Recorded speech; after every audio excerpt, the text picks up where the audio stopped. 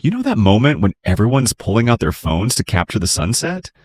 And there's one person just watching it with their actual eyes. That person who says, I'm not on social media. And suddenly the whole room looks at them like they just admitted to living off the grid in a cave. Yeah, that person isn't a technophobe or a hermit. They might actually be holding onto something most of us gave away without even noticing. If you're someone who genuinely has zero desire to scroll through Instagram at 2 in the morning, who doesn't feel the urge to photograph your coffee or share your thoughts with strangers, you're about to understand why your brain works differently from the 5 billion people currently glued to their screens. Here's what nobody talks about. In 2026, choosing not to use social media is essentially a radical act. Neuroscience is starting to uncover something fascinating about people who make this choice. Their brains may be wired to resist something the rest of us fell for completely, without even questioning it. Let's start with the obvious. Why does everyone else care so much? Social media taps into one of the most ancient parts of the human brain, the need for social validation. When you post something and get likes, comments, shares, your brain releases dopamine, the same chemical that makes you crave sugar, winning, and the next episode of a show you've already seen twice. These platforms were built by engineers who studied behavioral psychology specifically to make them as addictive as possible. But here's where people who avoid social media become genuinely interesting. They're not immune to dopamine. They're simply getting it from different sources. Research shows that their reward systems are less triggered by external validation and more activated by internal satisfaction. Translation? They don't need 200 strangers to like their vacation photo to feel like the vacation was worth taking. The experience itself is enough. Psychologists call this the difference between intrinsic and extrinsic motivation. Most social media users are constantly reaching outward for validation, to feel that their lives have meaning.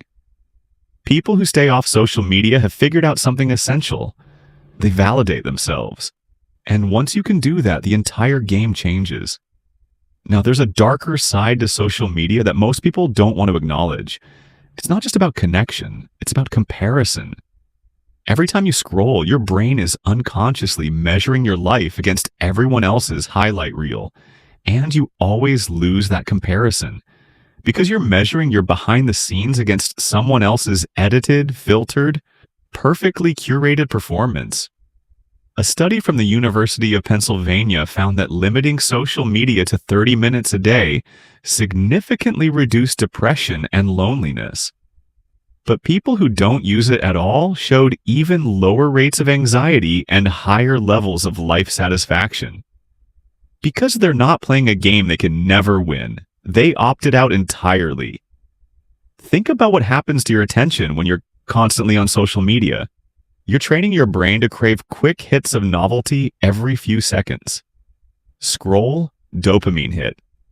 Scroll, another hit. Again and again until focus becomes something foreign. People who don't use social media have different attention spans. They can stay with one idea for more than 15 seconds. They can read a book without reaching for their phone every other paragraph. There's actual brain imaging research on this.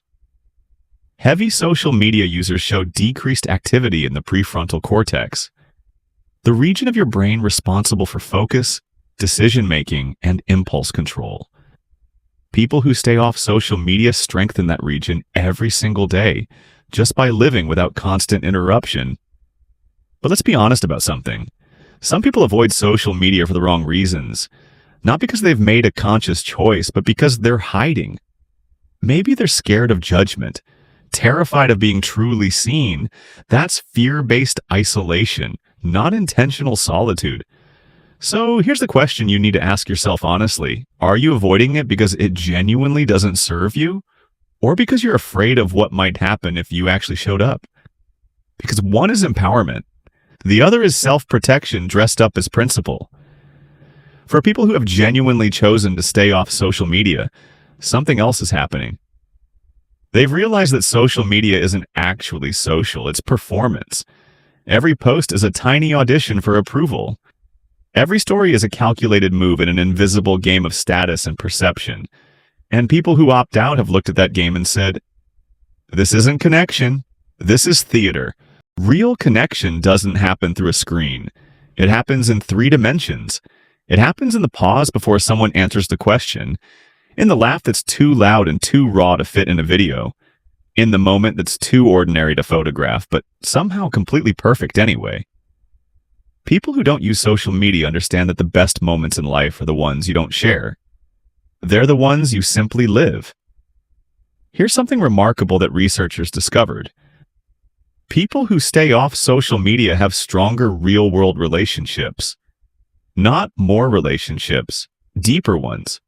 Because they're not spreading their social energy across 500 acquaintances they haven't actually spoken to in years. They invest it in the people who are genuinely in their lives. Quality over quantity. Depth over breadth. And there's a time element here that completely shifts the picture. The average person spends over 2.5 hours a day on social media. That's more than 900 hours a year. That's 38 full days of your life every single year spent scrolling through other people's lives instead of building your own. People who don't use social media get those 38 days back. And what do they do with them? They read. They create. They think. They exist without an audience. There's a concept in psychology called continuous partial attention. It's what happens when you're always half present. One eye on the moment, one eye on the screen. Waiting for the next notification. Never fully anywhere. People who avoid social media have escaped that trap.